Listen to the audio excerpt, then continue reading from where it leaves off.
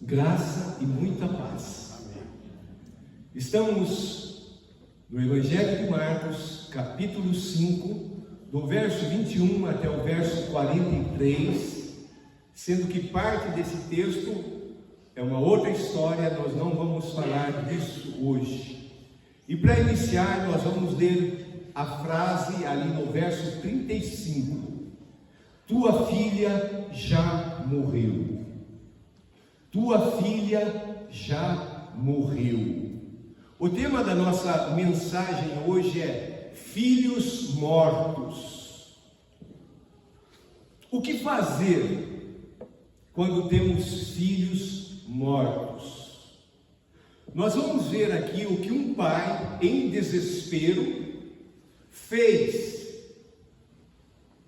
A filha ainda não havia morrido, mas esse pai estava desesperado, e ele procura, ele tem um caminho, e ele vai obter o resultado precioso. Vamos aprender com as atitudes deste pai, e depois nós vamos aplicar às nossas vidas. Então a primeira coisa que esse pai fez, ele foi até Jesus.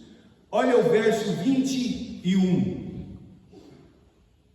Tendo Jesus voltado no barco para outro lado, afluiu para ele grande multidão. Então Jesus não estava com um grupo pequeno, havia uma grande multidão caminhando com Jesus, e ele estava junto ao mar.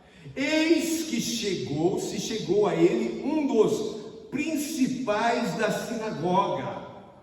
Não era uma pessoa qualquer, era um religioso. Era um dos principais, um daqueles religiosos que cuidavam de todo o andamento da sinagoga judaica.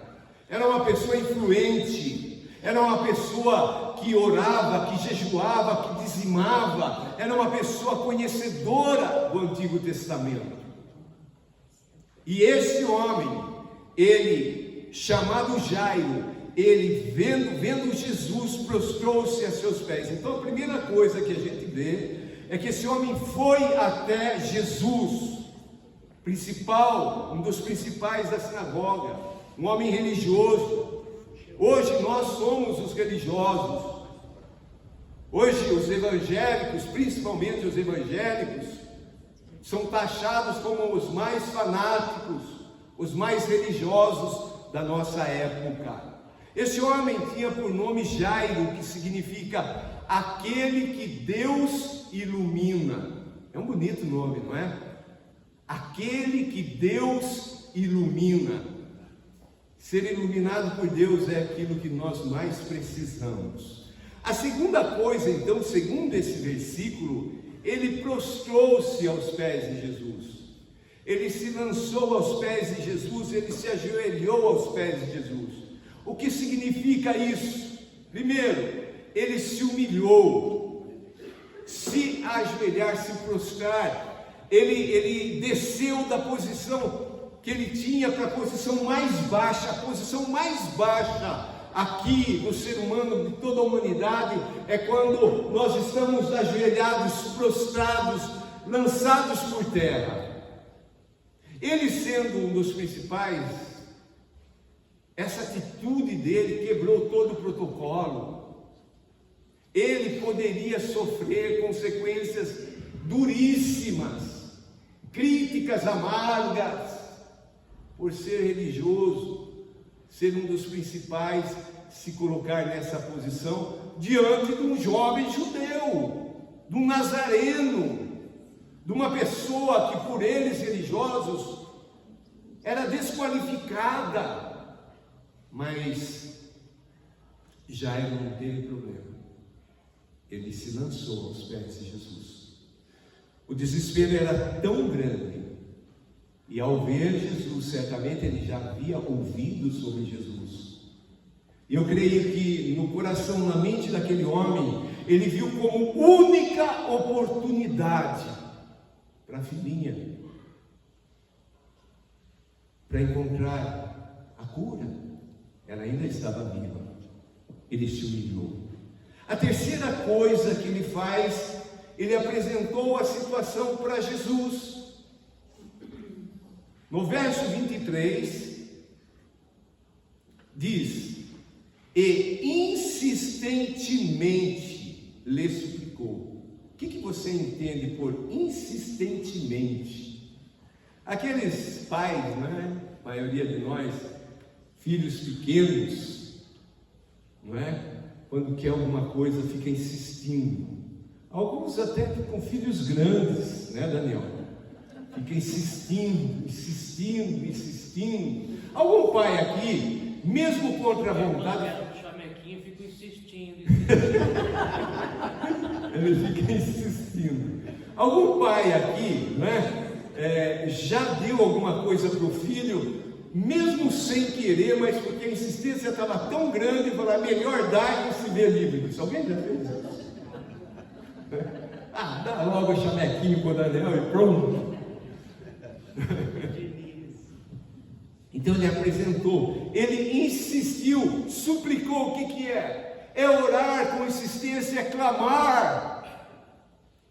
Sabe, amados, você chega lá e fala: Deus, se o Senhor quiser, se for a tua vontade, se o Senhor quiser. Não, é pedir com insistência, é suplicar, é clamar. Essa palavra aqui traz como sentido também de gritar. Quando nós precisamos urgente do socorro, a gente não fala assim: alguém aí, por favor, me socorre. A gente grita, a gente fica desesperado. Senhor! E ele apresenta a Jesus: minha filhinha está à morte, ela está quase morrendo.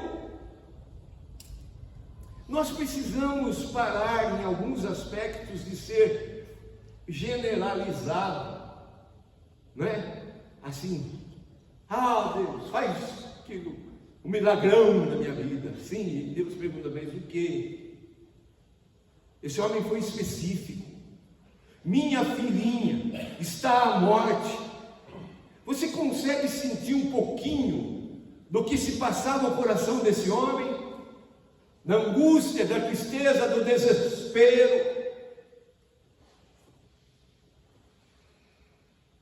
Minha filhinha está à morte. Era 3 horas da manhã em Moçambique. Eu estava na sala, andando de um lado para o outro.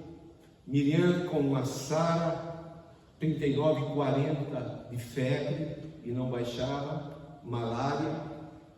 E como mãe sabe, né, daquelas providências nesse momento de molhar a fraldinha, o paninho e colocar nas axilas, tal, para baixar a temperatura.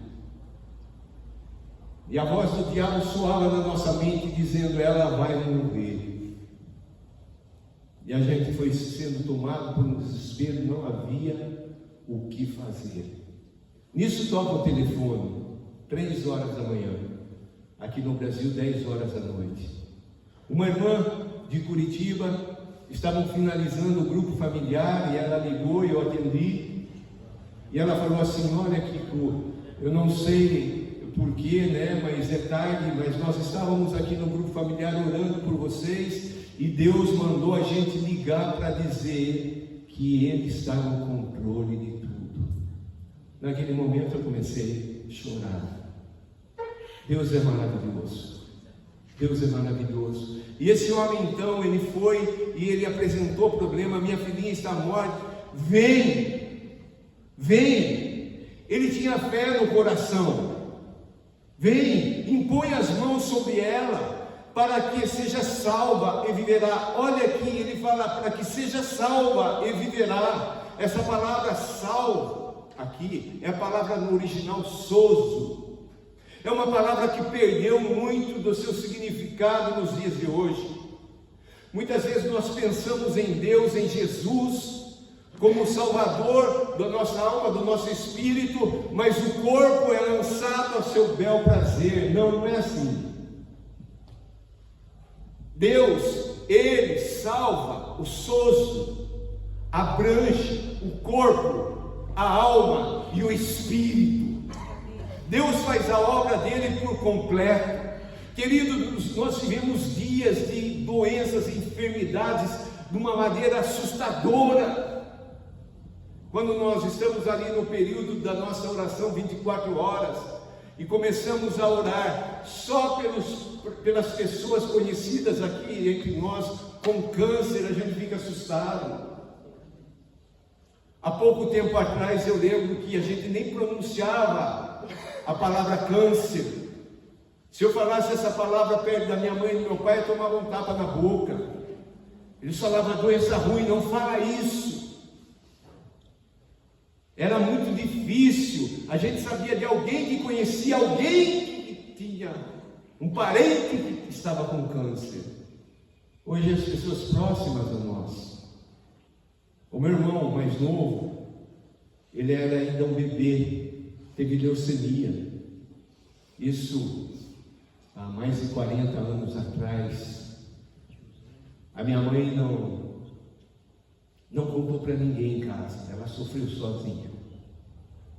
Na minha cidade não tinha hospital, então todo o tratamento lá em Campinas.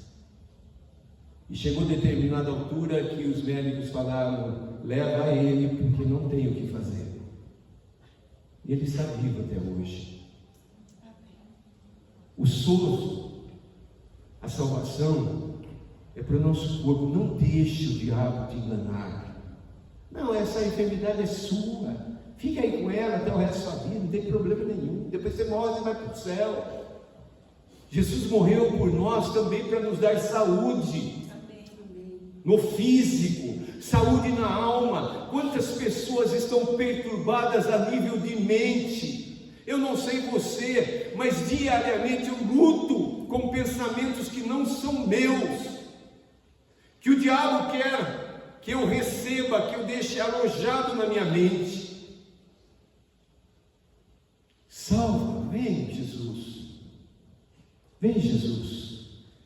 Ele tinha fé porque ele foi até Jesus. Em quarto lugar, o que esse homem fez? Ele levou Jesus para casa. Verso 24, Jesus foi com ele. Queridos, a nossa casa tem que ser um lar para Jesus. Muitas pessoas vão para os seus rituais, para os seus cultos, etc. Mas ao sair, deixam Jesus e voltam para casa sozinhos. Não dão espaço para Jesus dentro do lar. Quer ver uma coisa que eu acho tão sem graça? Eu não sei como as pessoas podem fazer isso. Sentar ao redor da mesa para uma refeição e começar a comer. Ninguém fala nada, ninguém ora. Negócio tão... Nós precisamos diariamente pedir pela ação de Deus nas nossas vidas, na nossa casa, nas nossas viagens, em tudo, no trabalho secular. Quando nós saímos daqui, não como um ritual, mas eu faço questão todas as vezes orar, porque nós não sabemos o que vai acontecer. Quando foi essa semana, saí com o Daniel, um caminhão aqui, bem essa curvona aqui, com tudo, dá aquele gelo na barriga assim, né? Um dia fomos para cá, para a sede, tinha ainda o Uno, chegamos numa curva, numa subida, um caminhão, o Daniel fez assim, e gritou, mas ele veio em cima. Nós precisamos de Deus. Nós precisamos de Deus para tudo. Nós precisamos levar Jesus conosco. Ele está conosco. Somos nós que muitas vezes deixamos Ele de lado. Convida Ele. Vamos para a minha casa junto comigo. Vamos para o meu trabalho. Vamos para a minha viagem de lazer. Tem gente em crente que sai de férias de ser cristão também. Não congrega, não ora, não lê a Bíblia. Não, estou de férias. E Jesus vem e se continua de férias. Ele levou Jesus para casa. Então, lembrando, né? Ele foi até Jesus, ele se prostrou. aos pés de Jesus, ele apresentou a situação para Jesus e ele levou Jesus para casa. E ele também creu totalmente em Jesus. Verso 35. A filha ainda estava só doente. E quando ele está indo com Jesus para casa, verso 35, falava a ele ainda quando chegaram alguns da casa do chefe da sinagoga, da casa de Jairo, a quem disseram, chegaram para Jairo e trouxeram a notícia: tua filha já morreu. Sabe quando muitas vezes você está vivendo uma situação difícil, parece que nada vai piorar e chega uma notícia pior ainda? Aí você fala: Deus, assim eu não aguento. Mas se Ele dá, é porque Ele sabe que você vai resistir. Então, ele recebeu essa notícia. E não só recebeu essa notícia, como recebeu uma crítica. Porque ainda incomodas o mestre? Como quem diz: deixa Jesus seguir o caminho dele, sua filha já morreu, não tem mais jeito, não tem mais solução. Talvez seja um problema judicial, um processo. Temos vivido isso como igreja, que as autoridades, os advogados possam falar: não, você não vai ganhar, você já perdeu a causa, o veredito, tal. Querido, amado, em nome de Jesus, ouça o que Jesus falou, verso 36, mas Jesus, sem acudir a tais palavras, Jesus não deu peso a essas palavras, disse ao chefe da sinagoga: não temas, crê somente. Não tenha medo, porque a primeira coisa que vem é o medo, é ou não é? Primeira coisa que vem, antes até do desespero. O desespero já é por causa do medo. Veio o medo, e agora? O que vai ser de mim? O que vai ser da minha família? O que vai acontecer? Etc. Ouça a palavra de Jesus: não tenha medo. Não tenha medo. Somente faça uma coisa: tenha fé, acredite, creia. A medicina pode falar que acabou. O gerente lá do seu banco pode falar: está zerado a conta, ou até está vermelho, né, João? Está vermelho. Mas o milagre é daí. Nós cremos nesse Jesus. Vamos fazer como esse homem. Então ele creu, mesmo diante das piores notícias. E agora? O que ele vai fazer? Nada. Tudo agora está nas mãos de Jesus. Dá para entender? Entregou para Jesus? Descansa, sossega. Está na mão daquele que tem poder para resolver. Entregou para Jesus? Respira fundo e fica tranquilo. Se precisar, faz como o salmista Davi: alma, porque a alma fica agitada, né? Sossega, fica calma aí, alma. Então agora nós vamos ver o que Jesus fez. Primeiro nós vimos o que o Pai fez. Primeira coisa, Jesus ouviu o pedido de Jairo. Jesus ouve o seu pedido. Amém. Ele não está surdo, não é? Não foi pelo fato de Jairo gritar. Deus ouve tudo. A palavra nem chegou à minha boca, ele já conhece. Então não vou falar, tem que falar, tem que expressar. Então Jesus ouviu. Segunda coisa, Jesus foi até a casa de Jairo. Jesus não falou: olha, hoje não dá, estou muito cansado. Ele estava cansado. Acabei de atender a mulher aqui, o poder, já gastei parte do meu poder, então primeiro eu vou descansar, depois aí num dia de feriado, um dia que eu estiver tranquilo, eu vou até a tua casa. Jesus sempre socorreu os necessitados. Jesus nunca negou a ninguém o pedido feito. Será que você vai ser o primeiro a pedir alguma coisa para Jesus e Jesus vai falar não? Vamos acreditar. Jesus é o maior interessado a ir conosco, aonde quer que estejamos, até no deserto, se for necessário. Amém. Ele é Emmanuel, Ele é Deus conosco, Ele não nos desampara, Ele está sempre com a gente. O que Jesus fez também? Jesus disse para Jairo não temer e crer. Sabe, muitas vezes nós não fazemos o papel de Jesus. O cristão é um pequeno Jesus. Nós estamos aprendendo esse ano todinho nos evangelhos a ser como Jesus. Jesus, ele ouviu, Jesus, ele acompanhou, Jesus trouxe uma palavra, não é? Ah, estou com um problema, irmão. Ah, a vida é assim mesmo, vai passar, não é? Não, dá uma palavra de bênção, uma palavra de fé. Fala para a pessoa, não temas, Jesus está contigo, somente creia, não deixe nada roubar a fé. Irmãos, quando a fé é roubada, a gente afunda. A fé é a nossa boia de salva-vidas. A fé é o nosso cheque que apresentamos a Deus, pedindo coisas para Ele. A fé move o braço de Deus. Agora, quando a fé vai embora, quando a gente deixa de acreditar, aí não há mais solução nenhuma. Fale com muito amor para a pessoa que está ao teu lado. Não tenha medo, creia somente.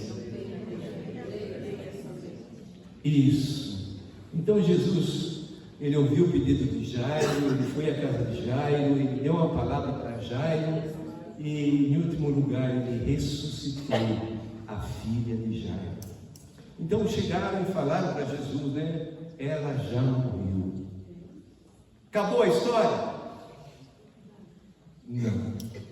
Acabou a história da sua vida, meu irmão, minha irmã? Não acabou. Não acabou.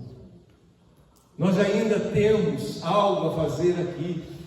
Deus quer ainda que a gente viva aqui. Deus tem coisas grandiosas para fazer em nós e através de nós. Não chegou ao fim ainda.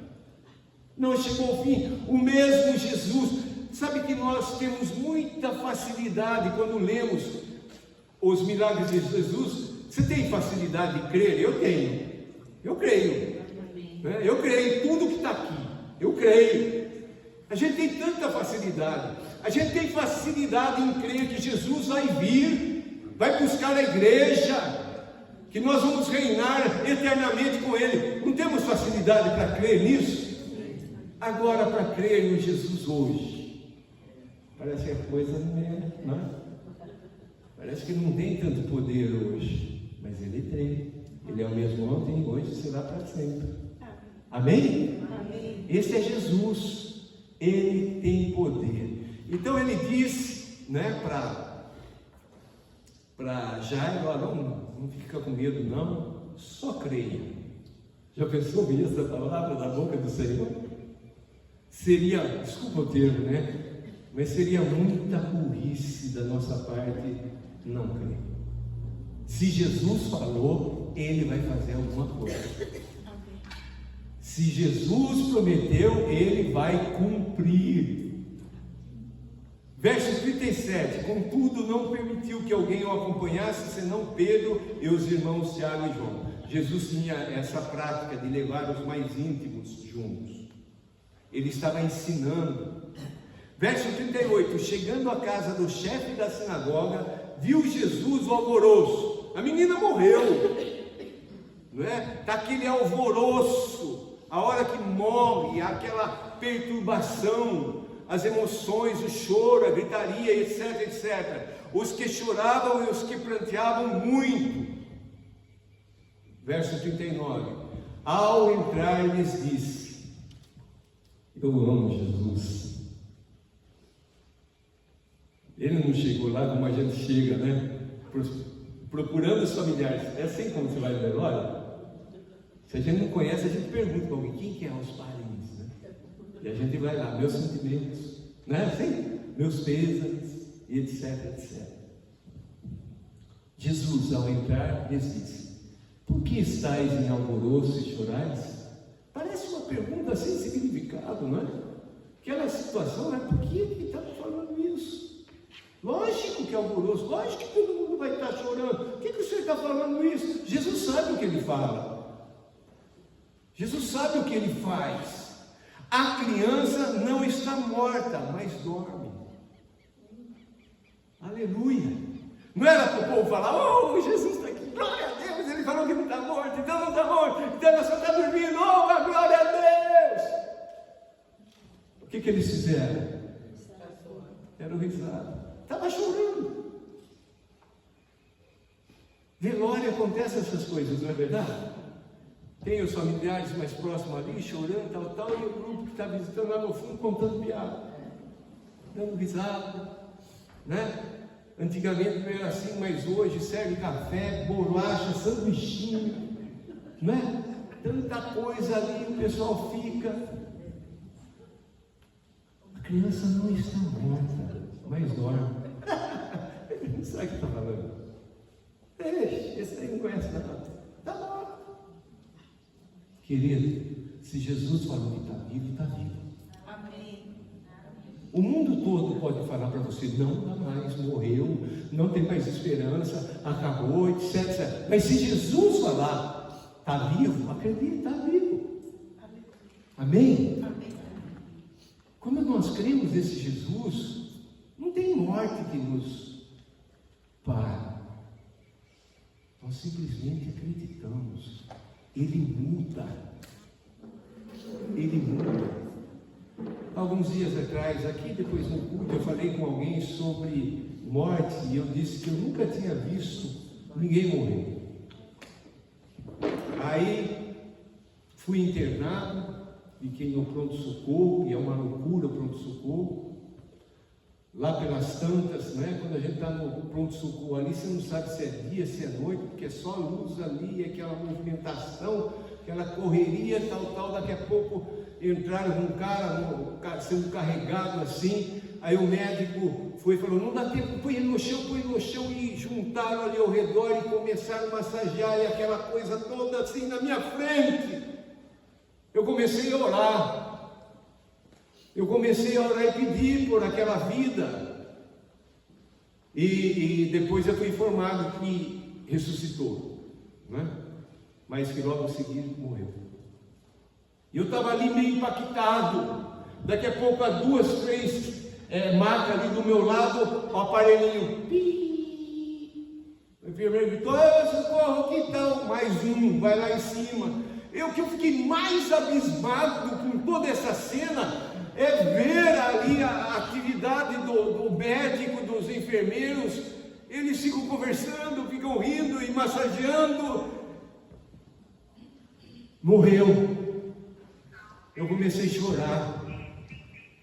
E uma enfermeira chegou para mim e falou assim, Sr. Francisco, não se impressione com isso.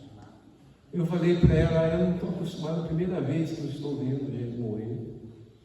Falei, vocês estão acostumados? Ela falou assim para mim, não, nós não somos acostumados, a morte ninguém é acostumado. Então aquela menina morreu, mas Jesus disse, não está morta, mas dorme. E o pessoal começou a rir de Jesus.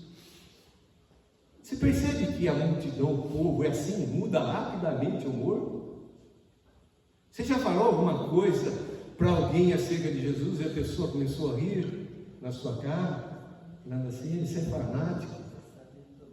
Isso aí não existe. Mas eu fico com o meu Jesus. Tendo ele, porém, mandado sair a todos, tomou o pai e a mãe da criança e os que vieram com ele e entrou onde ela estava. Jesus faz as coisas na intimidade, amados. Jesus chamou os 3 que estavam com ele, o pai e a mãe da criança. Família. Jesus está interessado na sua família. Amém. O diabo tem feito de tudo.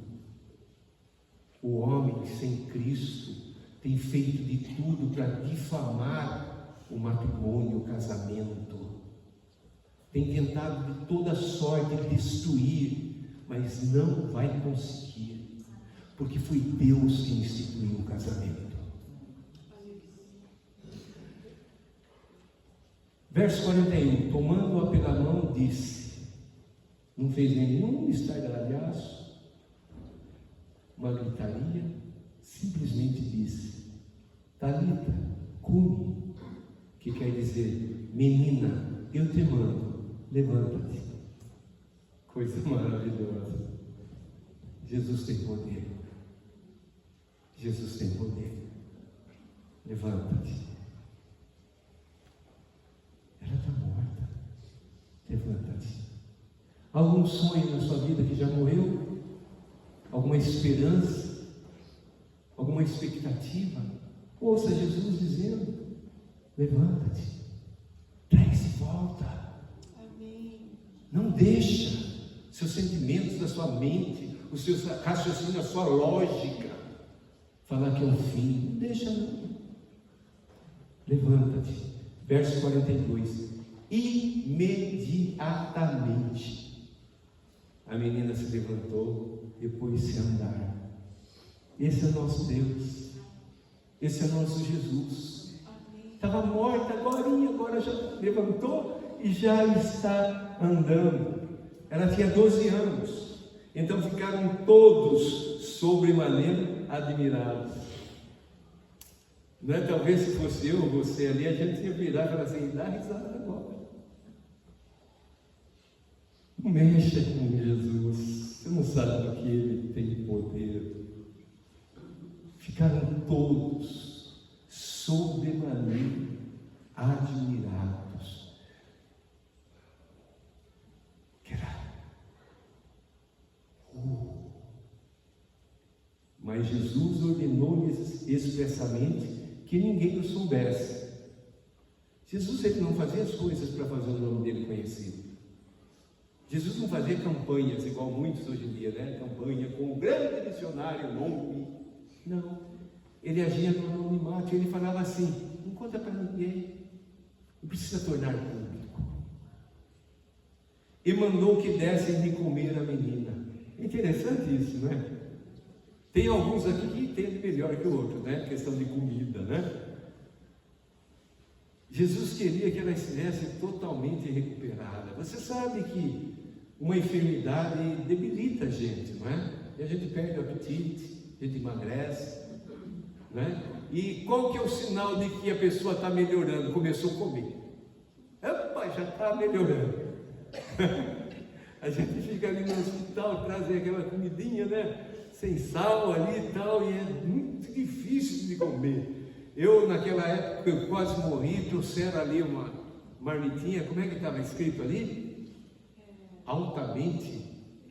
Supercalórica, hiperprotética. Supercalórica, hiperprotética. Proteica. Proteica. Mais um. Isso. Eu já imaginei ali um churrascão, uma costela. Era chuchu, abóbora, carne moída, arroz e feijão. A gente come isso todo dia, nem sabia que era assim. Milagre. Queridos, vamos aplicar isso às nossas vidas? O tema é filhos mortos. Você sabia que o seu filho, sem Jesus, ou desviado de Jesus, ele está morto? A Bíblia ensina que, por causa do pecado, nós morremos. A parte que nos liga até Deus está morta. Eu coloquei aqui o tema filhos mortos, mas nós podemos alargar para pais mortos, maridos mortos, esposas mortas e todo tipo de parentesco. Sem Jesus, estão mortos. Nós não somos somos desse mundo. Nós trazemos uma carga desse mundo que enche a nossa cabeça e a gente aplica nos nossos lares. Vamos dar melhor ensino, etc. Não sou nada contra isso, nada, muito pelo contrário. Se puder, estude. Mas nós não damos ênfase à parte espiritual. Nós gastamos, se precisar, com faculdades e estudos, tal, tudo o que a gente tem e o que não tem. Mas sem Jesus eles estão mortos. E eles estão condenados à vida eterna sem Deus.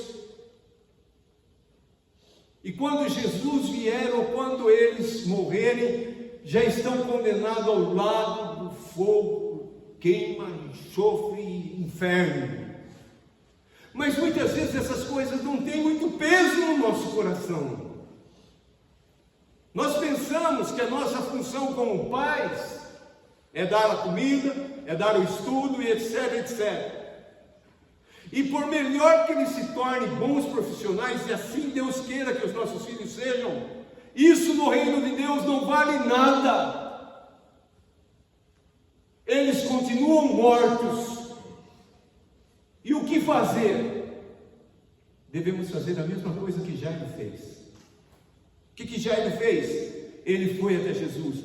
Eu preciso ir até Jesus. Mas não só ir até Jesus.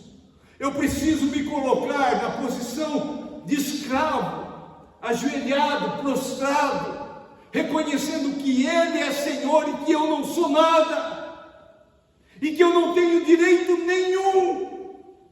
É tudo graça dEle, é misericórdia dEle.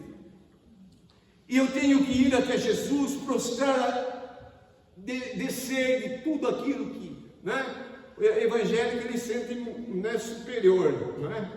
Nós não somos. Ao nos apresentar como Jesus, nós precisamos ir lá embaixo. Nós precisamos apresentar a situação a Jesus. Amados, não dá para tapar o sol com a peneira. Mas meu filho é tão bonzinho. Mas minha filha é tão boazinha. Meu pai, minha mãe, meu marido, minha mulher. Sem Jesus, eles estão mortos. E eu preciso ter essa consciência clara ao chegar até Jesus em desespero. Jesus, aqui está meu filho, aqui está minha filha, aqui está meu marido, minha esposa, Jesus, e contar para ele.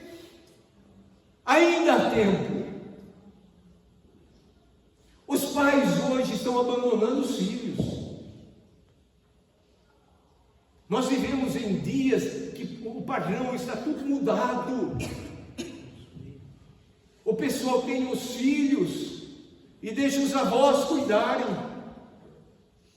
Avô não é pai, avó não é mãe. Quer casar? Case. Quer ter filho? Tenha. Mas a responsabilidade é tua. Nós precisamos ir até Jesus e contar tudo para Jesus. Jesus não está aguentando mais, Jesus não dá. Está difícil a coisa, Senhor. Sabe, aqui, Jesus não fala assim, vá lá e pregue, vá lá e ore, vá lá e leia a Bíblia. Não, Jesus fala simplesmente creia. Muitas vezes a gente pensa que a nossa argumentação, a nossa pregação, o nosso conhecimento bíblico vai convencer a pessoa, e a gente começa a falar e piora a situação. Alguém já passou por isso? A pessoa escarnece, dá risada, fala que a gente está louco e etc, etc. Então, primeira coisa, ir até Jesus. Segunda coisa, prostrar-se aos pés de Jesus. Terceira coisa, apresentar a situação a Jesus. Irmãos, deixa eu falar uma coisa para você. Homem, a mulher, o casal pode separar, pode deixar de ser marido e mulher, segundo o padrão desse mundo. Deus, ele tem ódio no divórcio, ele não aceita o divórcio, tá? Mas pai, mãe, nunca vão deixar de ser. O filho cresce, tem a sua responsabilidade, casa, sai de casa, Mas o pai e a mãe continuam sendo pai e mãe. E nós temos a responsabilidade, assim como Jairo, ir apresentar a Deus. Tem pais que esquecem dos filhos. Gera o filho, põe o filho cresce, vai embora, não quer mais saber. Continua ainda, nós continuamos ainda autoridade sobre eles no mundo espiritual. Aqui, a nível terreno, eles têm liberdade de fazer o que quiserem, decidir aquilo que quiserem, mas nós continuamos intercessores pela vida dos nossos filhos, e filhos, vocês também têm responsabilidade, se os seus pais não são convertidos, de orar por eles, e fazer a mesma coisa que Jairo fez, apresentar a situação. Mas irmãos, vamos apresentar a situação do jeito que é, não vamos fazer,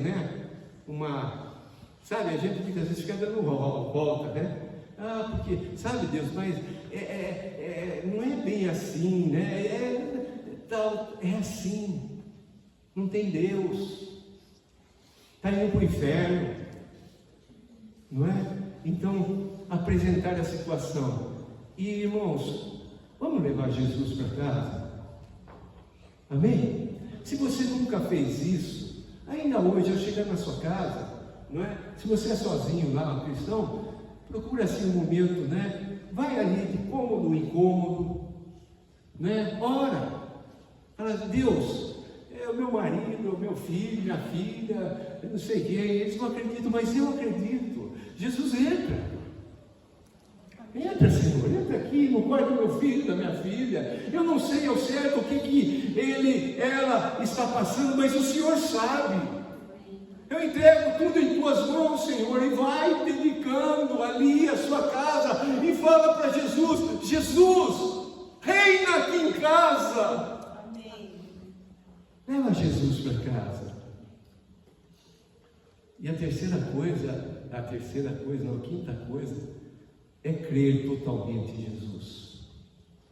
A história da sua vida, a história da tua família ainda não finalizou. Amém. Ainda é possível. E mesmo que alguém nesta caminhada chegue até você e fale: seu filho morreu, sua filha morreu, tal, espiritualmente eles estão mortos, você que tem. Ouça Jesus falando: não temas. Creia. Somente tenha fé. Tenha fé. Você tem filhos mortos?